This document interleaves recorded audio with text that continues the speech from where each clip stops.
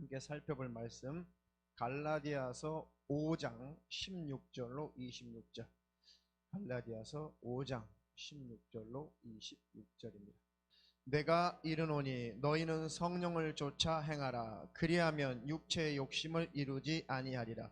육체의 소욕은 성령을 거스리고 성령의 소욕은 육체를 거스리나니 이 둘이 서로 대적하므로 너희의 원하는 것을 하지 못하게 하려 함이니라. 너희가 만일 성령의 인도하시는 바가 되면 율법 아래 있지 아니하리라.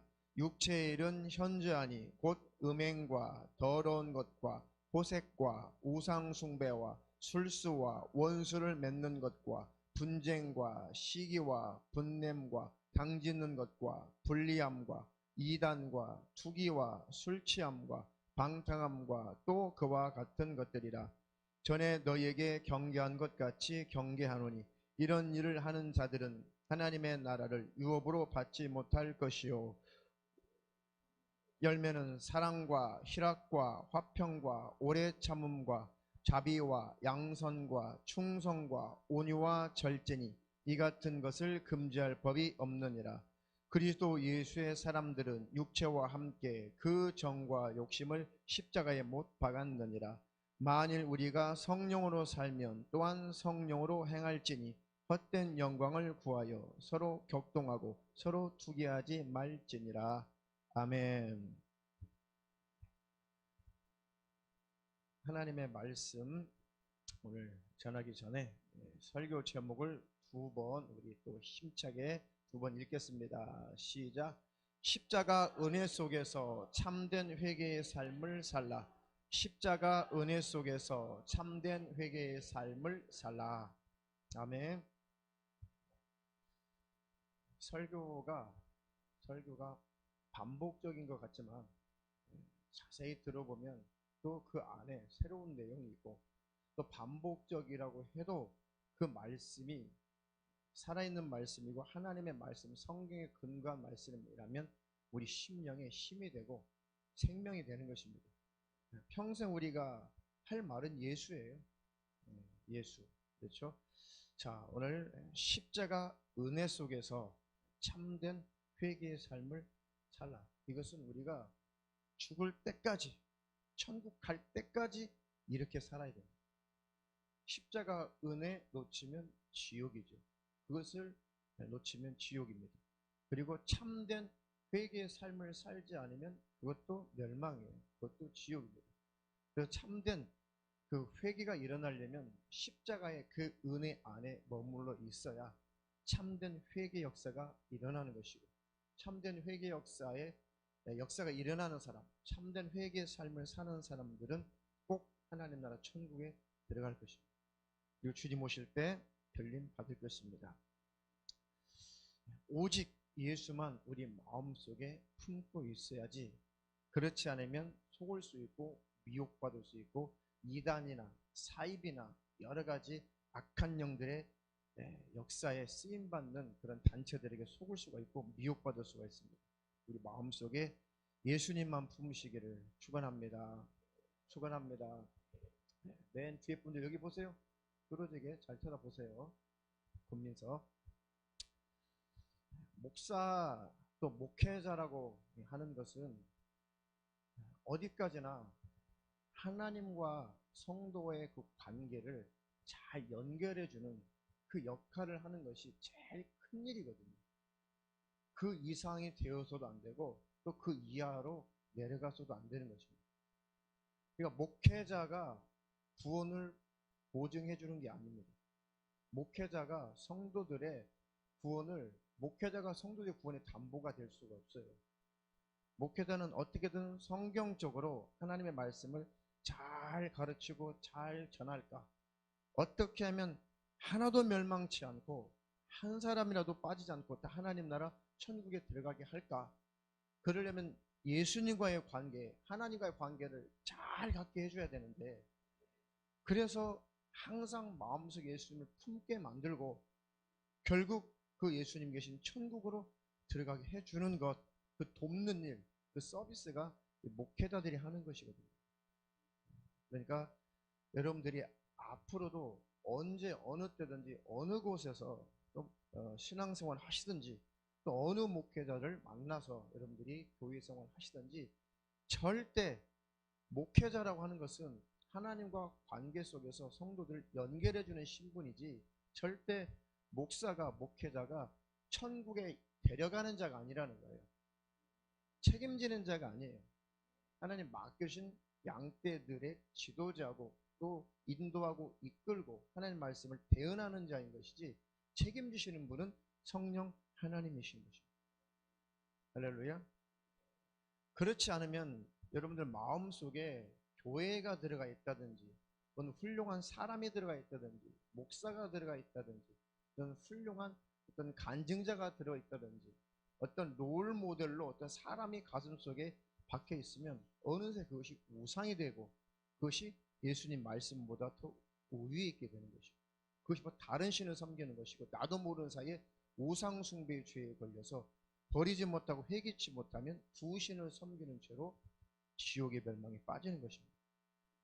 시작은 별것 아닌 것 같은데 쭉 시간이 지나고 세월이 흐르다 보면 하나는 천국, 하나는 지옥에도 들어갈 수가 있습니다.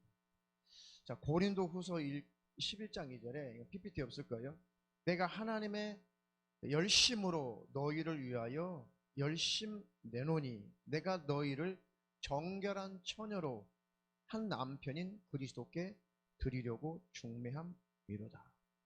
사도 바울이 고백하는 거예요.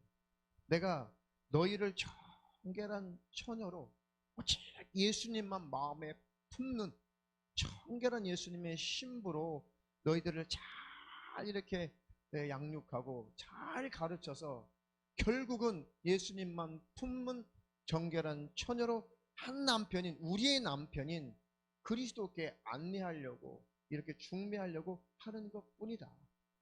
그래서 나는 빠지고 오직 너희와 그리스도와 연합되기를 원한다. 할렐루야. 이 한 가지만 여러분들이 제대로 깨닫고 가지고 있어도 나중에 후에 어디서 어떤 신앙생활 하든지 어느 교회에서 신앙생활하고 어떤 목회자를 만나고 어떤 설교자의 설교를 듣든지 여러분들이 분별을 잘할 수가 있는 것입니다. 설교를 자꾸 듣다 보면 예수께로 안내하는 것이 아니라 자꾸 교회, 목회자, 율법, 은사, 이적, 능력 아니면 돈, 명예 자꾸 예수가 중심이어야 되는데 자꾸 세월이 흐르다 보면 그 사람의 중심이 마음이 다른 것으로 뺏기게 돼 있어요. 그때쯤 가서 분별할 수 있으면 좋은데 분별하지 못하면 망하게 되는 것이죠. 여러분들이 속지 않기를 주님의 이름으로 축원합니다. 우리 마음의 중심 속에 이제 오직 예수가 마음의 중심이어야 되는데 이제 잘못된 사상 하나 둘 셋 잘못된 신앙관 잘못된 신앙생활을 하다 보면 이 예수가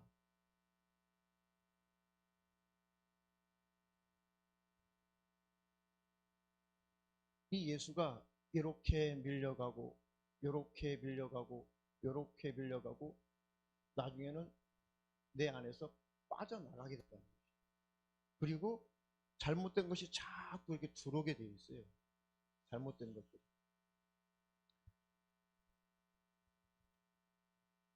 잘못된 것들이 밖에서부터 이렇게 들어와요. 이렇게. 그리고 예수를 자꾸 이렇게 몰아낸단 말이죠. 예수를 몰아내. 그래서 예수가 내 가슴 속에 팍 박혀 있어야 되는데 여기에 어떤 인간이든 어떤 사람이든 아무리 훌륭해도 어떤 사람이 내 가슴의 중심에 들어가면 우상숭배인 거예요. 목회자뿐만 아니라 이 중심에 남편 사랑하고 아내 사랑하고 자식 사랑하고 부모님 사랑하는 것 당연하죠. 계명이 되어 있죠. 하나님 말씀에. 그런 것을 말하는 것이 아니라 중심에 신으로 되어 있으면 안 된다는 거예요. 내 중심의 신은 왕은 예수시어야 되는 거죠. 그런데 신앙생활을 잘못하면 세월이 흐르면 이 속에 예수 안에 있는 평강과 주님과의 관계가 오롯이 남아있는 것이 아니라 교회가 들어있다든지 사람이 들어있다든지 율법이 들어있다든지 마음속에 중심에 사모하는 것이 은사가 들어있다든지 능력이 들어있다든지 아니면 세속적으로 돈, 명예, 쾌락 이런 것들이 가슴에 꽉 중심에 채워졌다면 예수는 밀려가 버린 거예요. 흘러 떠내려가지 않도록 주의하시기를 축원합니다. 처음에는 잘 모르죠. 이것들이 공격해 오지만은 처음에는 잘 몰라요. 나중에 가슴이 텅 비어 있고 허전할 때, 아, 이 뭐가 문제지? 왜 이러지? 그러면 그때 빨리 이 설교를 기억하셔서, 아, 내 가슴 속에 내가 예수 말고 예수를 쫓아내고, 아니 예수는 밀려나가고 뭔가 다른 곳으로 채워져 있나 보구나. 아, 내 속에 예수가 없네. 예수가 있는 것 같은데 모양만 있고, 예수는 모양만 있고 다른 것이 채워졌구나. 그래서 빨리 쫓아내고 예수를 왕좌의 보좌에 모셔드리기를 축원합니다. 축원합니다. 그래야 천국에 들어가는 것입니다. 자, 예수님과의 관계를 신랑이다, 우리는 신부다, 정결 본문처럼 고린도후서 11장 2절처럼 정결한 처녀다라고 하는 것은 하나님과 우리, 하나님이신 예수님과 우리의 그 친밀함을 말하는 거예요. 실제 혼인잔치가 있다는 둥, 천국에 가서 무슨 공중에 혼인잔치가 벌려지고 웨딩마치가 올린다는 것, 그럼 어떻게 할 거예요? 그럼 예수님 한 분이신데, 예수님 한 분이신데 예수님 한 분 딱 서 계시고 모든 사람들이 웨딩드레스 입고 딱 예수님을 신랑으로 맞이러 오나요? 그런 상징적인 것들을 이해하지 못해가지고 왜 그런 줄 아세요? 잘못된 종말론, 우리가 수요일마다 성경 강좌하잖아요. 잘못된 종말론에 대해서 또 공부를 할 겁니다. 지금 구원에 관해서 지금 몇 주 동안 하고 있죠. 쭉 가다 보면 잘못된 종말관, 잘못된 구원관과 잘못된 종말론, 이 두 개가 모든 신앙생활을 망쳐버리는 거예요. 모든 신앙생활과 모든 인생까지도 망치는 것이 잘못된 구원관, 잘못된 종말론이에요. 그래서 구원관과 이 종말론은 성경적으로 잘 정리가 되어 있으면 절대 미혹되지 않습니다. 사이비, 사기꾼들, 이런 이단들에게 절대로 미혹당하지 않습니다.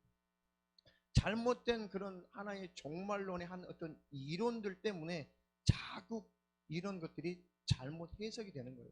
하나님 말씀 성경이 잘못 해석이 되는 것입니다. 그래서 예수 그리스도의 신랑 되신 예수 그리스도의 신부감이 이제 따로 있다라고 항상 차별화하게 된단 말이죠. 잘못된 종말론이 그런 거예요. 거기서 나온 사상에 성경은 눈 씻고 봐도 그런 것이 없어요. 그래서 예수님이 오시기 전에 환란이 끝난다라는 사람도 있어요. 그렇죠? 예수님께서 재림하시기 전에 모든 환란이 끝난다 하는 그런 부류도 있고, 아니 반대로 환란이 오기 전에 예수님이 오신다, 아니면 환란이 7년 환란이 다 끝난 다음에 예수님이 오신다, 별의별 종말론의 사상이 굉장히 많아요. 교회 일찍 오신 분들은 제가 정리를 해서 웬만큼 다 아실 거예요. 심지어는 예수님이 오시기 전에 3년 6개월 동안의 환란이 있고, 예수님이 재림하시고 후 3년 반 또 3년 6개월에 또 대환란이 있다, 이렇게 가르치는 또 종말론도 있어요.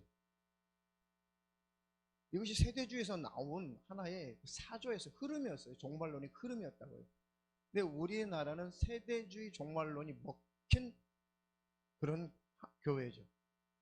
우리나라 한국교회는 세대주의 종말론이 제일 많이 영향을 미쳤어요. 그리고 우리 선배 아주 어르신들 때부터 그것들을 성경인 줄 알고 쭉 가르쳐서 7년 환란이라는 성경에도 없는 용어를 성경에 있는 것처럼 버젓이 쓰게 됐어요. 7년 환란이 성경에 있으면 찾아와서 가르쳐 주세요. 7년 환란이라는 단어 자체가 없어요. 그리고 개념조차 없습니다. 더더군다나 7년 합하면 7년이죠. 이 7년 환란을 반 쪼개가지고 전 3년 반, 후 3년 반을 나누는 것도 성경에 없어요. 성경 계시록에 1260일, 한때, 두때, 반때, 이것은 상징적인 거예요. 실수가 아니에요. 실제 3년 반의 수를 말하는 것이 아닙니다. 그럼 앞에 3년 반은 어느 구절에서 나왔으며 뒤에 3년 반은 어느 구절에서 나왔는지 보세요. 근거가 없어요. 그냥 7년 환란이니까 계시록에 1260일, 한때, 두때, 반때, 3년 반이니까 7년 환란 가운데 반절 나눠가지고 이게 전 3년 반인가 보다. 그러니까 계시록을 해석하다 보니까 예수님이 전 3년만 지나고 이렇게 중간에 예수님이 재림하시나 보다라고 자꾸 이걸 해석을 하다 보니까 이런 해석도 나오고 저런 해석도 나오고 많은 해석이 나오게 된 것뿐이에요. 이런 해석을 하다 보니까 이제 예수는 믿고 구원은 받고 하나님의 자녀가 되었어도 특별하게 신부감이 아닌 자들은 못 올라간다라는, 그래서 이론이 거기서 나오는 거예요. 이걸 나눠버리니까. 그래서 자격자는 올라가고 예수를 믿고 구원받고 하나님의 자녀라고 할지라도 예수님 오시면 신부는 아니니까 탈락이다. 이렇게 구원을 두 단계로 나눠버린 거예요. 그러니까 이게 모든 이 표현만 다르지 모든 이단들, 대부분의 이단들은 거의 다 이런 주장을 많이 해요. 신천지도 너희들이 예수님은 영접해서 그 단계 그걸로 안 돼. 그 다음 단계가 뭐예요? 이만희가 깨달은 말씀을 먹어야 영생 불사한다. 그죠? 다음 단계가 꼭 있잖아요. 그래서 나머지 신천지 안 들어온 모든 교회를 바벨론이다. 다 그런 다른 기성교회 목회자들은 다 타락했다. 차등만을 두죠. 차별을 하죠. 우리만 14만 4천 명 우리에게만 들어와야 꼭 구원받는다. 그리고 예수님 재림하시면 우리만 산다. 모든 이단들의 특징은 그거예요. 여기만 우리만 그게 다 가짜예요. 성경은 구원은 보편적인 거예요.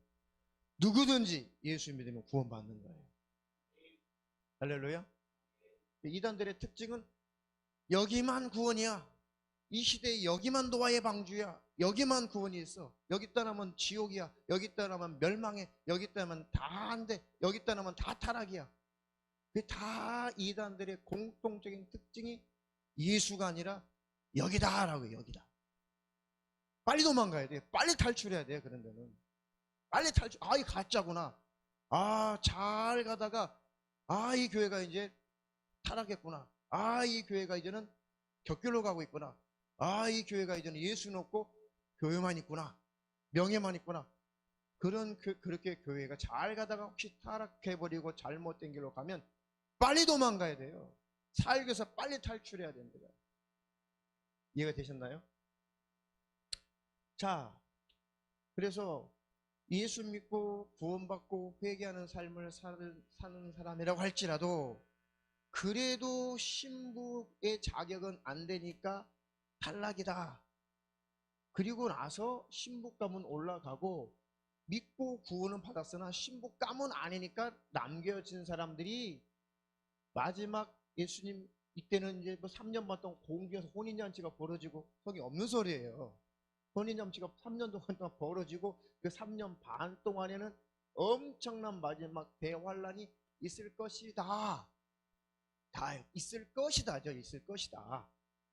그래서 여기 공주에서 엄청나게 혼인잔치를 막 하고 있는데 지금 땅에서는 막 엄청나게 불바다가 막그 엄청난 재앙, 막 대접장에 쏟아지고 있다.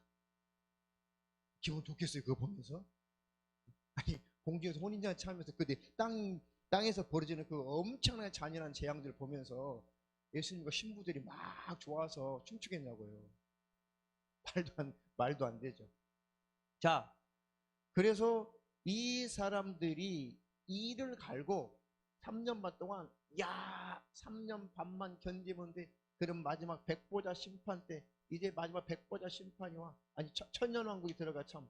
예, 천년왕국이 들어가. 그리고 1000년 동안만 또 견디면 돼. 그리고 백보자 심판 때까지만 견디면 돼. 그래서 이런 이론들이 이제 나오게 되는 거예요. 그래서 이 예수님 오시기 전 3년 반 동안 이 3년 반이 돌입이 되면은 이제 아주 모든 것을 다 포기하고 모든 것을 다 버리고 이제 신앙생활에 전념을 해서 신부가 되어야 된다. 근데 그 정도 되면은 그것이 받아들여지면은 절대 벗어날 수가 없죠. 거기에 푹 빠지게 돼 있어요. 그리고 시키는 대로 하게 돼 있어요.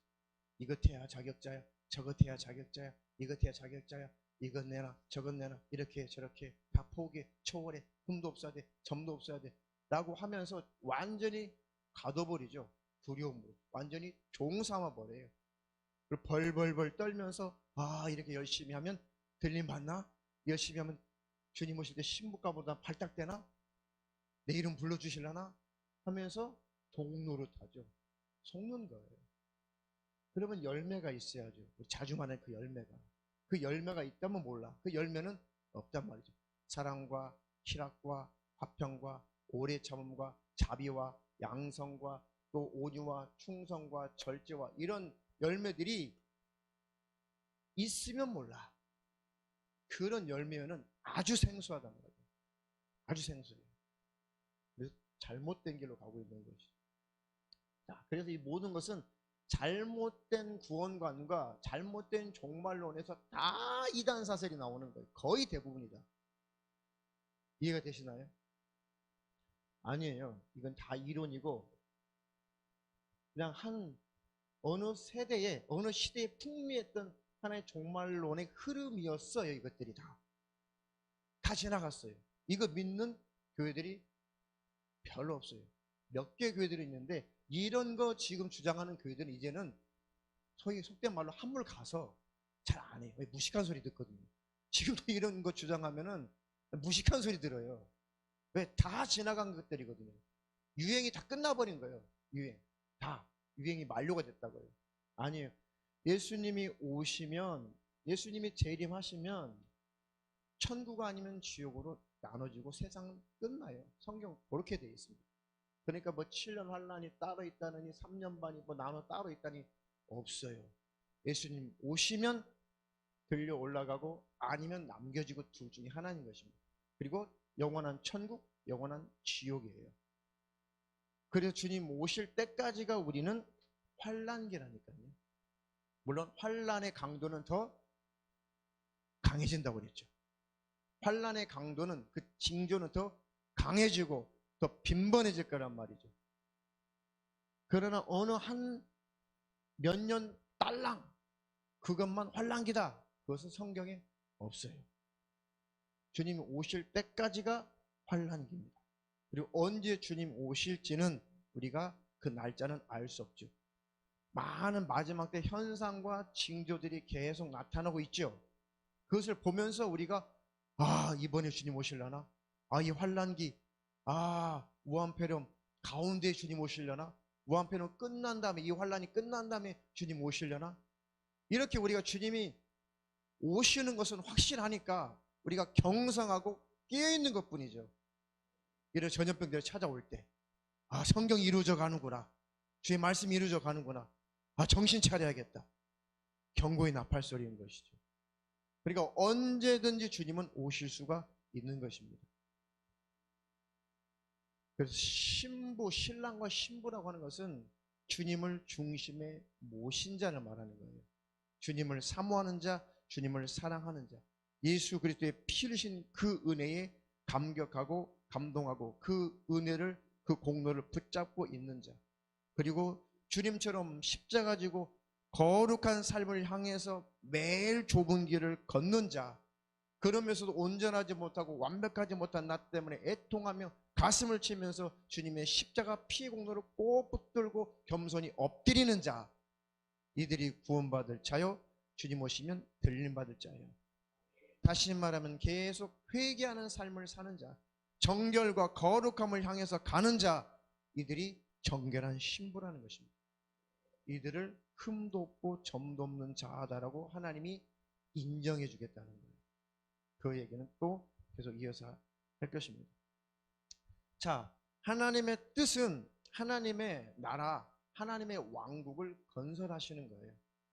하나님의 궁극적인 목적은 뭐냐?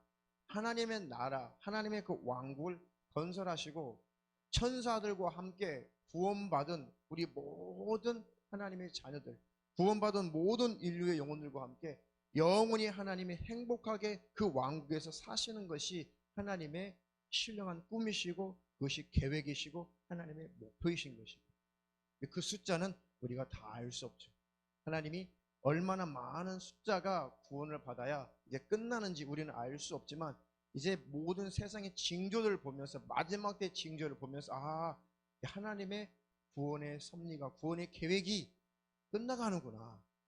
네, 마지막 때 징조를 보면서 이제 하나님 나라 천국에 구원받은 그 숫자가 다 충만한 수가 차면 이제 종말이 온다더니 지금 징조들을 보니까 가까웠구나라고 우리 가늠해 보는 것이죠.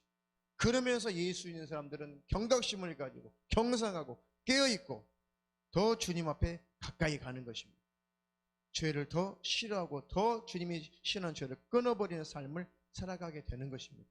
그 증거가 반드시 있어야 되는 거예요. 할렐루야. 그런 신령한 신앙생활을 하다가 주님 만나시기를 주님의 이름으로 축원합니다. 축원합니다. 요한계시록 22장 1절로 5절 우리 함께 읽겠습니다. 시작. 또 요한계시록 22장 1절로 5절 시작. 또 저가 수정같이 맑은 생명수의 강을 내게 보이니 하나님과 및 어린 양의 보좌로부터 나서 길 가운데로 흐르더라. 강 좌우에 생명나무가 있어 12가지 실과를 맺히되 달마다 그 실과를 맺히고 그 나무 잎사귀들은 만국을 소성하기 위하여 있더라. 다시 저주가 없으며 하나님과 그 어린 양의 보좌가 그 가운데 있으리니 그의 종들이 그를 섬기며 그의 얼굴을 볼터이요 그의 이름도 저희 이마에 있으리라. 다시 밤이 없겠고 등불과 햇빛이 쓸데없으니 이는 주 하나님이 저희에게 비추심이라. 저희가 세세토록 왕노릇 하리로다. 아멘. 하나님의 나라가 그 왕국이 이제 완성되면 이런 모습일 거란 말이죠. 이곳에서 저와 여러분들이 예수를 놓치지 않는다면, 믿음을 버리지 않는다면, 끝까지 예수 안에 거한다면 이 천국에 들어가서 영원히 행복하게 살 것입니다. 이 소망 중에 기뻐하시기를 축원합니다.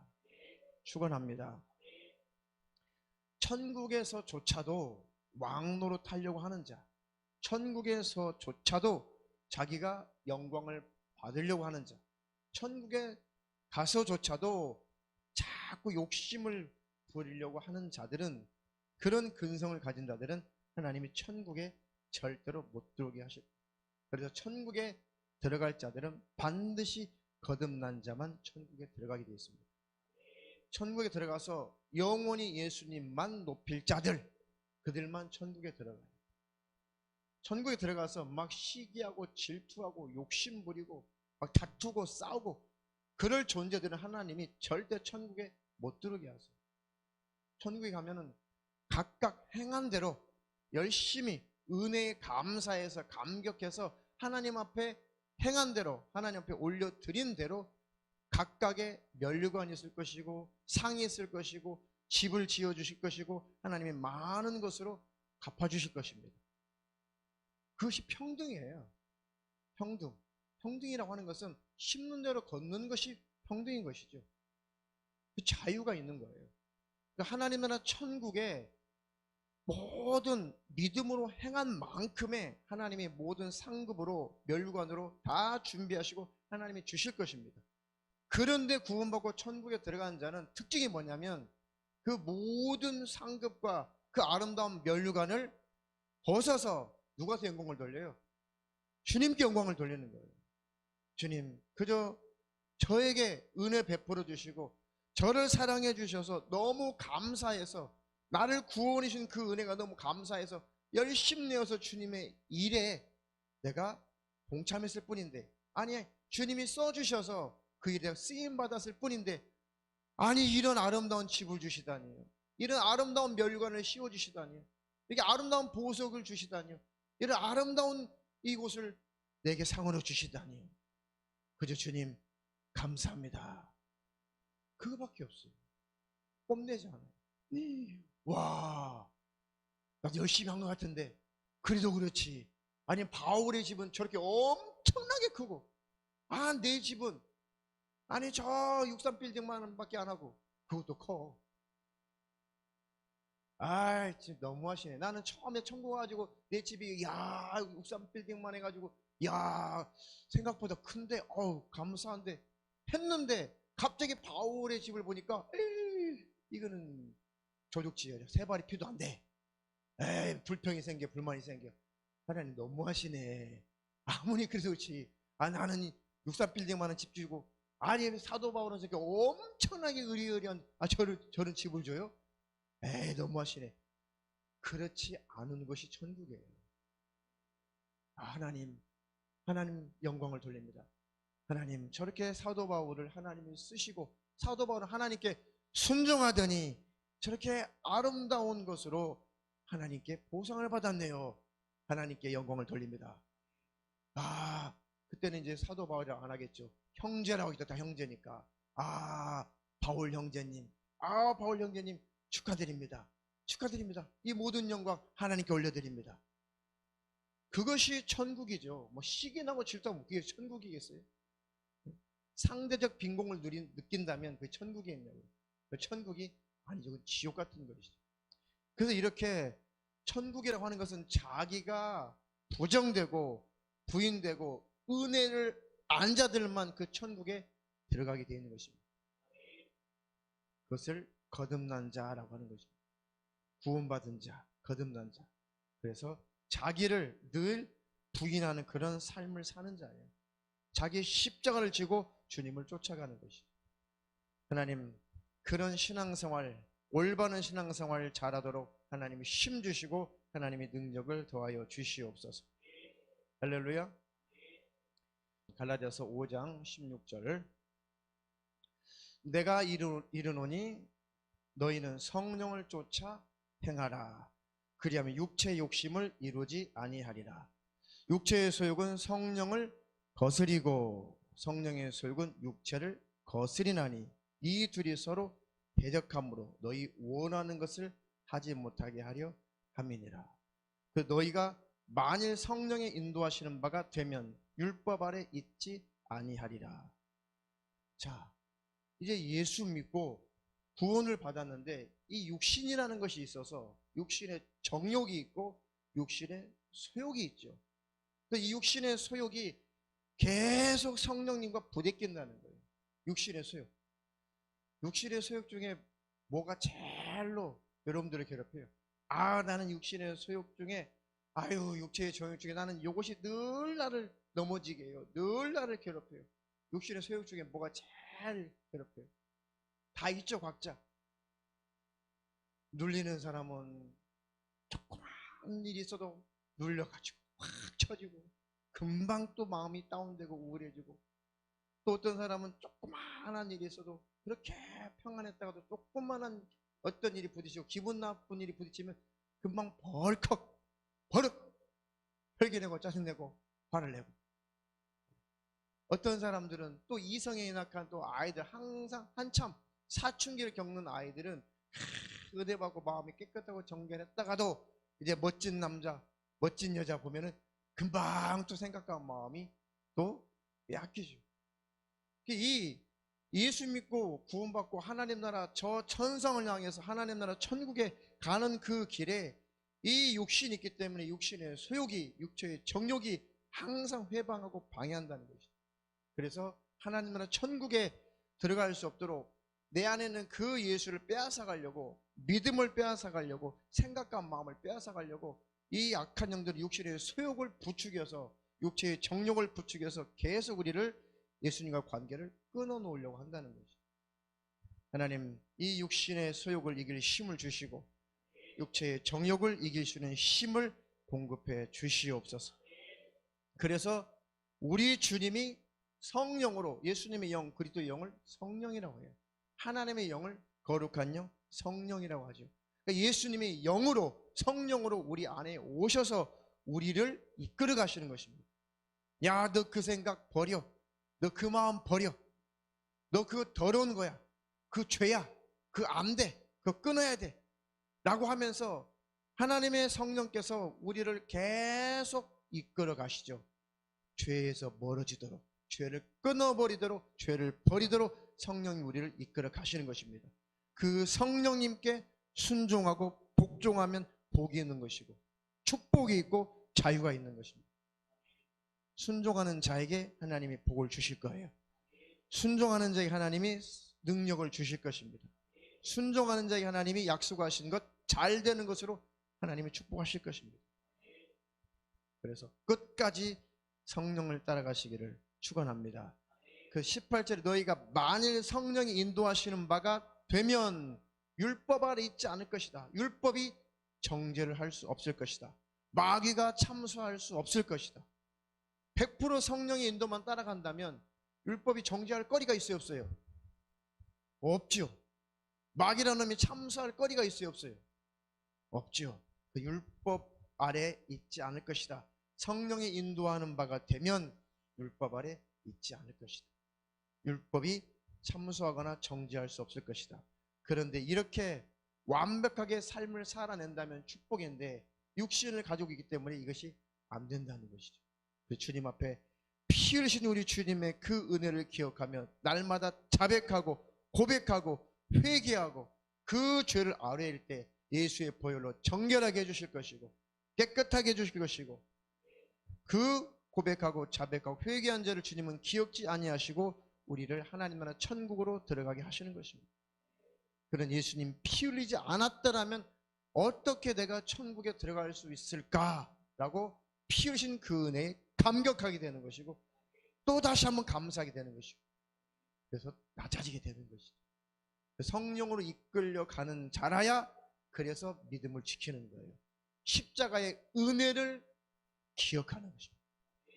성령이 인도하는 바가 되지 않으면 육체의 정욕을 따라 육신의 소욕을 따라 내 마음대로 삶을 살아가면 성령 인도받지 않으면 계속 죄악 가운데로 끌려 흘러 세상으로 흘러 떠내려가겠죠.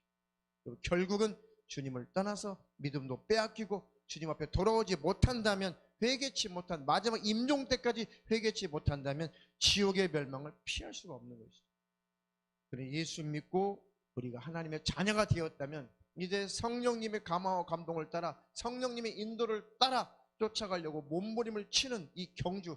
지난 수요일날 그 전사님 그 강의도 있었잖아요. 우리가 구원 열차를 탄 게 강철이 이사님 얘기 좀 해봐요. 뭐라고 그랬어요? 우리는 구원 열차를 탄 게 아니고 뭐라고요? 열심히 경주한다고요. 열심히 다름질하는 거예요. 저 천성을 향해서 저 천국을 향해서 열심히 경주하면서 열심히 다름질하고 열심히 씨름하는 거예요. 그게 구원이거든 진짜로. 그 구원은 싸구려가 아니에요. 정말 몸부림을 쳐야 돼요. 두렵고 떨림으로 구원을 이루는 게 맞습니다. 죄가 사해지는 것은 진짜 하나님의 은혜예요. 그것은 내 죄가 사해지는데 우리 행위로 안 된다는 거. 그것은 은혜가 맞아요. 그러니까 은혜와 구원을 분별이 안 돼서 그래요. 죄의 문제가 해결되는 것은 그것은 은혜예요. 왜 은혜예요? 내가 강 집사님이 헌금을 100억을 했어. 하나님, 제가 어제 정말 어떤 사람을 막 마음속에 미워했거든요. 내가 큰 죄를 저질렀습니다. 마음속에 미워만 해도 살인인데 살인죄를 저질렀습니다. 이 죄가 해결되기를 원하오니 나를 이 죄를 해결해 주십시오 라고 100억을 헌금을 딱 했어. 그 죄가 사해지나요? 사해지지 않죠. 사해지지 않죠. 100억을 들여서 죄가 사해지는 게 아니에요. 1000명을 교회로 인도한다고 해서 죄가 사해지는 게 아니죠. 죄의 문제예요. 지금 이거는 죄가 해결되는 게 아니죠. 아주 금식을 40일 금식을 매년 40년을 한다고 해서 죄가 사해지는 것이 아니란 말이에요. 죄가 사해지는 것은 우리의 행위로 되는 것이 아니고 예수의 피로만 되는 거예요. 예수님 피 흘리신 그 공로를 인정하고 힘입을 때 그 죄가 사해지는 거예요. 하나님, 이 죄 때문에도 예수님이 피 흘리셔야 했습니다. 지극히 작은 죄라고 우리가 여기지만 그 지극히 작은 죄로 여기는 그것조차도 예수님이 피 흘리지 않았더라면 안 되는 거예요. 그 죄가. 내가 모든 것에 다 완벽한데, 예를 들어 우리 이 채훈이가 모든 것에 다 완벽해. 하나님 볼 때, 정말 하나님 눈에 볼 때 모든 게 다 완벽해. 예를 드는 거예요. 그런데 이 거짓말하는 것, 채훈이 거짓말 안 하니까 거짓말하는 이 버릇, 그래도 큰 거짓말도 아니야. 그냥 조금 체면치레 하느라고 뭐 그냥 이게 둘러대는 거, 그것만 하나 남았다. 하나님 보실 때 저는 다 하나님 앞에 완벽한데 요거 하나 정도의 죄가 있는데 이거 하나 정도는 제가 열심히 예배 안 빠지고 나올 테니까 그 죄는 없는 걸로 해주시죠 라고 해도 그 죄는 해결되지 않습니다. 예수님이 보실 때 다른 것들은 말이야 내가 피 흘리지 않으면 다 안 되는 다 죄인들, 지저분한 죄인들. 근데 우리 채원이는 내가 굳이 피 흘려서 죽을 만큼 죄인은 아니야. 채원이는 내가 손가락 칵 깨물어가지고 피 몇 방울만 떨어뜨리면 그 정도만 흘리면 채원이는 죄가 해결되고 천국 갈 수 있는 그렇게 훌륭한 사람이야 라고 만약에 예수님이 인정을 하고 피 흘려 죽지 않아도 된다면 혹시 모르죠. 그런데 어떤 죄든지 죄의 싹은 무조건 사망이에요. 크든 작든 어떤 죄든지 간에 예수님이 피 흘려 죽지 않으면 안 되는 것이 죄의 문제라는 것이죠. 이해가 되시나요? 그래서 지극히 작은 죄라고 우리가 여길지라도 그 죄 때문에라도 예수님은 죽으셔야만 됐던 거예요. 율법을 100가지 다 지키고 10,000가지 다 지키고 모든 율례 규례까지 다 지켜도 한 가지를 지키지 않으면 율법을 다 안 지킨 자로 그렇게 취급하겠다고 성경에 기록되어 있어요. 뭐란 얘기예요? 죄인이라는 얘기죠. 죄. 그래서 예수님이 피 흘려 죽으셔야만 된 거예요. 저와 여러분 때문에. 이해가 되시나요? 이해가 되시면 아멘. 크게 아멘. 주님, 나의 이 지극히 작은 죄라고 내가 여겼지만 이 죄 때문에라도 우리 주님 피 흘려 죽으셔야만 했으니 주님 나를 불쌍히 여겨주시고 주의 흘리신 보혈로 나를 깨끗하게 하시고 주님 나의 죄를 용서해 주시옵소서. 이렇게 죄를 크게 여기고 죄를 죄로 인정하는 자가 계속 예수님의 피 흘리심을 귀하게 여기겠죠. 주님의 피 흘리심을 귀하게 여기는 자가 은혜를 기억하는 자죠. 은혜를 기억한다는 것은 믿음을 갖고 있다는 것입니다. 예수님, 내 죄 때문에 피 흘리지 않았다면 나는 죄의 문제가 해결될 수 없는 그런 존재입니다. 주님이 피 흘려서 내 죄악의 문제를 해결하심을 감사합니다 라고 그 은혜 안에 있는 자가 믿음을 지키는 자예요. 할렐루야. 그 좁은 길로 가지 않으면 다 넓은 길이에요. 꼭 그 좁은 길로만 가기를 주님의 이름으로 축원합니다. 축원합니다. 육체 만일 성령이 인도하시는 바가 되면 율법 아래 있지 아니하리라. 육체의 일은 현저하니 곧 음행과 더러운 것과 호색과 우상숭배와 술수와 원수를 맺는 것과 분쟁과 시기와 분냄과 당짓는 것과 불리함과 이단과 투기와 술취함과 방탕함과 또 그와 같은 것들이라. 전에 너희에게 경계한 것 같이 경계하노니 이런 일을 하는 자들은 하나님의 나라를 유업으로 받지 못할 것이요. 여기 하나라도 걸렸어요? 하나라도 걸렸어요? 하나라도 걸렸으면은 빨리 회개하세요. 하나님, 이 죄가 내 안에서 분리되게 하옵소서. 이 죄가 내 안에서 분리되게 하옵소서. 하나님이 이 죄가 내 안에서 계속 빠져나가도록 계속 우리에게 말씀하시고 우리에게 징계도 하시고 채찍질도 하시고 성령님이 내 안에서 탄식하시고 깨닫게도 하시고 그걸 가르쳐 주시잖아요. 최소한 세상 떠나기 전에 임종하기 직전까지도 하나님은 다 내려놔라, 다 버려라. 그래서 거의 예수 믿는 사람들이 거의 병상에서 세상을 떠나는 것은 그건 저주가 아니에요. 그것은 기회예요, 기회. 많은 임종한 자들 봤는데 정말 멀쩡하게 계시다가 딱 그 육체에서 그 영혼이 분리해서 딱 떠나간 그런 분들은 거의 못 봤어요. 거의 못 봤어요. 거의. 1000명에 1명? 아니요. 1000명에 1명이 뭡니까? 1000명에 1명 있을까 말까요, 정말. 거의 다 육체의 질병과 거의 다가 병상에서 그 앓는 속에서 꼭 거기에서 목숨이 끊어지고 거기에서 회개가 일어나고 그때서 다 부질없는 거구나, 다 내려놔야겠구나, 다 버리게 해야지. 그때라도 하나님이 기회를 주시긴 해요. 그 하나님이 침상에다 던진대요. 내 자녀들아, 내 신부들아, 내 자녀들아, 제발 임종 전에라도, 세상을 떠나기 전에라도 제발 그 죄를 버려라. 제발 내려놔라. 마음속에 독한 시기와 질투와 독한 그 모든 악의와 그리고 모든 살인적인 그 미움과 증오를 빨리 내어버리고 세상을 좋아하는 것들 빨리 내어버리고 빨리 회개하고 하나님 나라 천국에 내 나라에 들어오너라. 마지막까지 주님은 그렇게 애같하게 그렇게 회개하기를 기다리시거든요.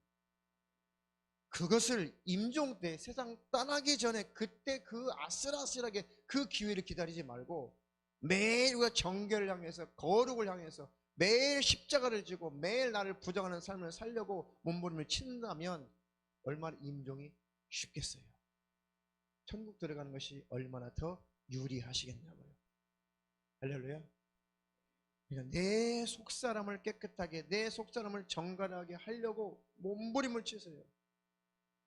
마음속에 악의가 있고 마음속에 분이 있고 마음속에 미움과 그 독한 것이 있다면 몸부림을 치면서 기도하시고 해결이 안 되면 금식을 해서라도 그것을 내려놓도록, 그것이 뽑혀나가도록, 그 귀신 역사예요. 몸부림을 치고 기도해서 그거 빠져나가요. 아니면 임종 때 그것이 소리쳐요. 아니면 임종 때 그것이 내가 너와 함께 있었잖아, 네가 나를 주인 삼았잖아, 반드시 그것이 몸부림치고 소리쳐요. 오래 신앙생활 하신 어떤 할머니, 연세가 많으시니까 뭐 직분이 뭐가 됐든지 간에 연세가 많으셔서 할머니이신데 정말 얌전하신 분, 정말 얌전하시고 꼭 연세도 많으신데 말씀하셔도 꼭 새색시처럼 말씀하시고 참 이렇게 함부로 말 못하시고 본성도 안 높이시고, 야 누가 봐도 천사표, 천사표. 나 천사표요? 한번 손 들어보세요. 없어요? 네, 여기에는 그 할머니 같은 천사표 진짜 한 명도 없어요. 저를 포함해서 그 천사표 같은 할머니는 여기 아무도 안 계세요. 저를 포함해가지고. 그건 누가 봐도 정말 천사표, 천사표. 그런데 그런 분들 조심해야 돼요. 자, 솔직한 게 나아. 그 성격에 얼마나 평생 많이 담고 살았겠어요. 그 표현 못하는 그 성격에 겉으로는 천사표인데 속으로 표현을 못했으니 얼마나 속에 담고 있는 것이 많았겠냐고요. 근데 누가 봐도 천사표. 아이고 우리 어머니는 이제 바로 이제 눈 감으면 천국 가. 아이고 우리 장모님은 눈 감으면 이제 바로 천국 가. 아이고 우리 할머니는 바로 눈 감으면 이제 천국 가. 다 그러고 있었죠. 근데 웬걸요, 막 임종 예배 드리고 성령이 충만하고 예수의 피 복음을 다시 한번 전하고 회개를 촉구하고 하나님의 천국을 말하고 지옥 가면 안 된다고 말하고 예수의 피 주신 공도를 꽉 붙잡아야 된다고 그렇게 말하고 하나님의 뜻대로 말씀대로 살지 못한 것 이 시간에 고백하라고. 아무리 천사표로 살았어도 어떻게 인간이 하나님이 원하신 분량만큼 그렇게 살았겠어요? 마음을 다하고 뜻을 다하고 목숨 다하고 정성 다하고 어떻게 완벽하게 하나님을 사랑하며 살았겠냐고요. 순간순간에 그렇게 살 수 있지만 어떻게 한평생을 빠짐없이 1초도 빠짐없이 그렇게 살았겠냐고요. 내 이웃을 내 몸처럼 사랑하라. 몇 번은 순간은 그렇게 살 수 있지만 한 번도 빠짐없이 평생을 그렇게 완벽하게 인생을 살아낸 존재가 어디 있겠냐고. 그 임종 때가 되면 그저 나는 죄인으로소이다. 나는 하나님의 양심 앞에 그저 나는 죄인입니다. 그러면 모든 마음속의 미움도 더러움도 욕심도 다 부질없게 느껴져요. 하나님이 그렇게 만들어주세요. 다 씻겨주세요. 다 버리게 하세요. 다 내려놓고 그렇게 천국을 사모하고 예수 피의 공로를 의지해서 그 사모하는 천국에 영혼이 그렇게 들어가거든요. 그런데 그 할머니는 안 그래요. 누가 봐도 천사표인데 막 하나님 뜻대로 살지 못하는 것을 시인하셔야 됩니다. 고백하셔야 됩니다. 아무리 할머니께서 선하게 아무리 신앙생활을 잘 하셨다고 해도 하나님 앞에 그 눈앞에 그 양심 앞에 온전치 못하고 완벽하지 못한 존재라고 하는 것을 꼭 시인하고 고백하고 자백해야 됩니다.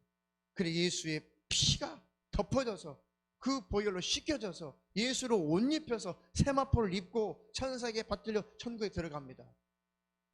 그렇게 강력하게 회개를 요구하면 들통이 나요. 귀신들이 막 귀를 의심합니다. 자녀들이 한 번도 평생에 그 어머니 입에서 그런 쌍욕을 들어본 적이 없는데 그때가 되면 막 쌍욕을 하고 막 난리가 나요. 내가 뭘 그렇게 잘못했냐고. 평생 나를 힘들게 하고 평생 나를 괴롭히는 인간들만 있었지 내가 뭘 이렇게 잘못했냐, 너가 무슨 그렇게 큰 죄를 졌냐고 하면서 회개 안 해요. 네, 속에서 굶은 거예요. 속에 상처가 그 사람의 참는 것이 의가 돼버린 거예요. 그래도 나는 참았잖아. 나보다 더 참는 사람이 어디 있어? 나만큼 상처받은 사람이 어디 있어? 그래도 내가 절대로 표현 안 하고 이만큼 참았는데 나한테 뭘 회개하라고? 그게 귀신의 소리예요. 그게 의가 돼버린 거예요. 나는 참았어. 나는 견뎠어. 예, 속에는 가득한 더러운 죄가 있는데 표현하지 않은 것이 의가 돼버린 거예요. 그래서 그 귀신이 막 난리죠. 소리 지르고 막 욕을 막 해대고 힘은 또 얼마나 셉니까? 그때서야 비로소 이게 믿음이 아니었구나. 우리 어머니가 그 믿음이 그게 진짜 믿음이 아니었구나. 신앙생활이 그게 진짜 신앙생활이 아니었구나. 속은 아니었구나. 겉으로만 신앙이지 속은 아니었구나. 회개의 삶을 살지 않았구나. 속을 깨끗하게 하는 그 회개의 삶을 살지 않았구나.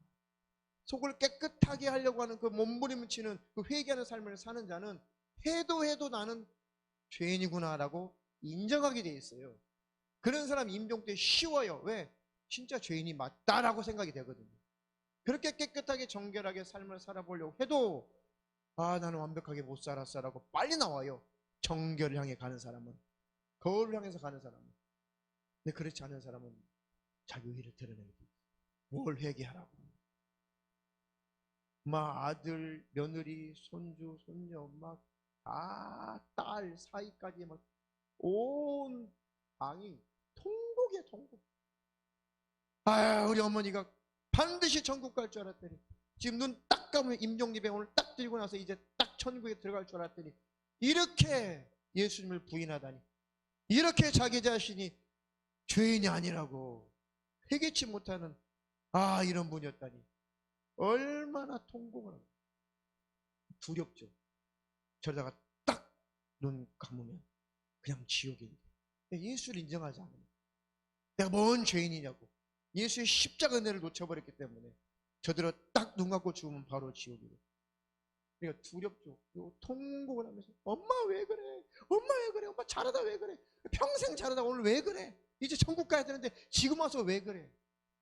믿음이 없었던 거예요. 진짜 믿음이 무엇인지를 몰라. 진짜 구원이 무엇인지를 몰랐던 거예요. 저 여러분들은 회개의 삶을 살아야 돼요. 회개의 삶이라고 하는 것은 내 심령을 정결하게 깨끗하게 해가는 거, 예수 닮아가는 거, 나를 부인해 가는 거, 그것이 회개의 삶이에요. 기독교가, 한국교회가 이런 회개를 하라고 외쳤다면 지금 한국교회가 이러지 않을 거라면 절대로 이렇게 타락하진 않았을 거란 말이에요. 기복주의로 빠져버리고, 율법주의로 빠져버리고, 은사 능력 지상주의로 빠지고, 돈과 명예로 타락해버리고, 많은 사람들을 옳은 길로 인도해야 되는데 다 곁길로 인도해서 소경을 인도하면 다 구렁텅이에 빠진다고 예수님이 경고했듯이 다 잘못된 길로 인도해서 교회가 전 세계에서 유례 없이 한국교회처럼 급성장하고 한국교회처럼 이렇게 많은 성도들이 그 짧은 시간 안에 한국교회 역사, 기독교 역사 안에 이렇게 짧은 기간 안에 엄청난 교회들이 세워지고 엄청난 신자들이 이렇게 늘어났지만은 다 하나님 앞에 쓸모없는 그런 기독교인들로 전락해 가는 것이 다 잘못 가르쳤기 때문에 그렇습니다. 다 잘못 가르쳤어요. 욕심, 자기 성공, 이것들이 예수 믿는 것으로 착각하는 거예요. 큰 교회를 만들고 많은 교인들을 불러 모아놓고 많은 땅을 사놓고 많은 헌금을 축적해서 쌓아놓고 뒤로 빼돌리고 저리 빼돌리고 결국은 아까워서 덜덜덜 떨면서 세습이나 해야 되는 그런 비참하고 참혹한 한국교회 그런 몰골로 지금 받겠다 이거죠. 왜 그러겠어요? 겉으로는 회개하는데 무엇을 회개해야 되는지를 안 가르치는 것이고, 회개 촉구하는 사람 치고 정말 자기 자신이 회개하는 삶을 사냐? 그런 분도 있겠지만 그렇지 않은 목회자들이 태반이라는 거예요. 저도 그것을 늘 추구하며 살려고 몸부림쳐요. 하나님, 제 생각과 제 마음이 정결해지게 도와주시고 항상 나를 내려놓을 수 있도록 하나님이 힘을 주시고 십자가를 질 수 있도록 힘을 주시고 오직 오롯이 우리 예수님만 나타내는 자가 되게 도와주시고 성도들에게 온전한 복음을 전하는 자가 되게 도와주시고 사심 사욕들을 이기게 도와주시고 교회가 성도들을 위해서 있게 하시고 성도들이 교회 때문에 존재하는 그런 타락한 그 교회로 우리 하늘빛 사랑교회가 전락하지 않게 하옵소서. 성도를 이용해서 성도를 등에 업고 목회자가 성공력을 가지고 자기 성공을 꾀한다면 그 교회는 빨리 나가야 돼요. 빨리 떠나야 돼요. 그건 타락한 것이에요. 그것은 사단이 쓰는 것이에요. 그 입에서는 귀신령이 나간다니까요. 그것을 아멘 하고 받아들이면 그 귀신령이 함께 지배를 하게 되어 있습니다. 심령은 무뎌지고 심령은 강박해지고 두려움이 잡히고 저주에 잡히고 수많은 질병이 가난이 지배하고 결국은 예수 있는 것 같은데 예수 없어서 죽으면 그냥 지옥인 거예요. 그러니까 교회들이 날로 망하는 것입니다. 십자가의 그 은혜를 계속해서 전하는 것 같은데 진짜 십자가의 은혜가 무엇인지를 모르는 거죠. 회개하지만 그 참된 회개가 무엇인지를 몰라요. 그냥 회개라고 하는 것은 너희들 회개해. 성도들 회개해. 왜 예배 빠졌어? 왜 기도 안 왔어? 왜 뭐 안 했어? 왜 11조 안 했어? 왜 뭐 안 했어? 왜 전도 안 했어? 그것만을 회개로 촉구를 해요. 그것만. 그럼 그거 하면 회개가 되나 보다. 예배 안 빠지면 회개가 되나 보다. 11조 안 빠지면 회개가 되나 보다. 전도 안 빠지면 회개가 되나 보다. 그것을 했기 때문에 내가 회개가 됐나? 이렇게 잘못된 회개관을 가지고 있는 거예요. 그러니까 죽으면 지옥이죠. 진짜 회개는 우리의 심령이 바뀌어야 되는 거예요. 욕심, 탐심, 탐욕, 그거는 우상숭배라고 그랬어요. 그것을 버리고 내 마음속에 내 심령의 주인이 예수셔야 되는 거예요. 그런데 그것이 아니니까 예수님이 왕이 되지 않고 임금이 되지 않고 그 정결을 향해서 가지 않고 그 정결을 가르치지 않고 그 속사람이 바뀌어야 된다고 그것을 온전한 회개라고 외치지 않기 때문에 교회들은 잘 되는 것 같은데 결국은 망하게 되죠. 내가 이루어놓은 것이요, 내가 만들어 놓은 것이요, 내가 이만큼 했어, 내가 이만큼 모아놨어, 내가 이만큼 많이 쌓아놨어.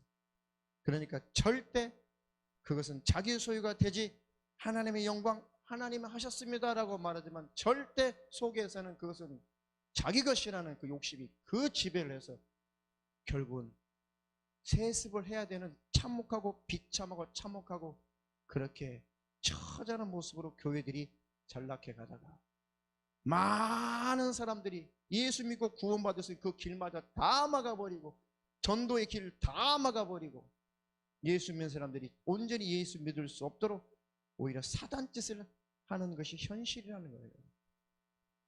그런 교회에 있는 사람들은 탈출하셔야 됩니다. 탈출. 온전한 복음을 전하는 교회들 그래도 찾아보면 많이 있습니다.